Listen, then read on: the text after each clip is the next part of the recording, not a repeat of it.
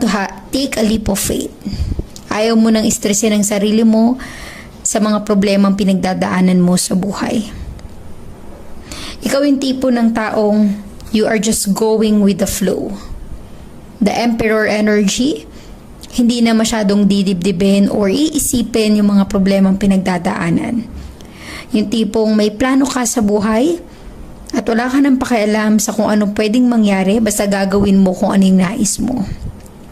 So, merong ganong energy dito for sign. However, with the full energy, kung makikita mo, you have this dog, that is a warning. Na even though you are taking a leap of faith, you are just going with the flow, be careful pa rin sa mga desisyon mo sa buhay para walang pagsisihan sa bandang huli. Even though you are strong enough, you have the Emperor, you are confident sa sarili mo, may plano ka sa buhay mo,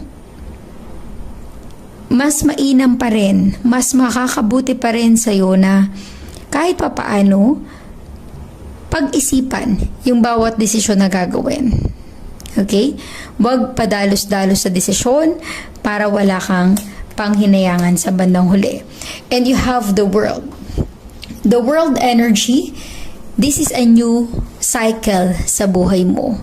Ibig sabihin nito, kung ano yung pinagkakaabalahan mo sa ngayon for sign, maaaring unti-unting magpabago ng sitwasyon mo. Let us clarify.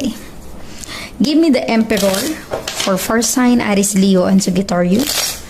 Give me the Emperor energy.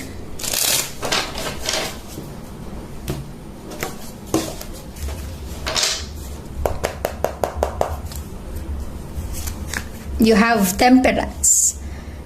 Again, another first sign, Sagittarius energy. Maaaring ikaw ay involved with the Sagittarius and Aries. The Emperor and Temperance.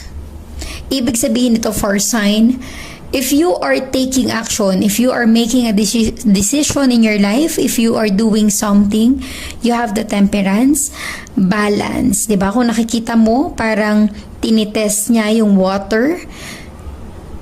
Huwag ka agad mag-i-invest kung hindi ka sigurado. Huwag mo agad bibilhin kung ito ay patungkol sa business. Huwag agad bibili or sa kung ano yung sitwasyon mo ngayon. Kung sa career, huwag agad-agad magsisay yes.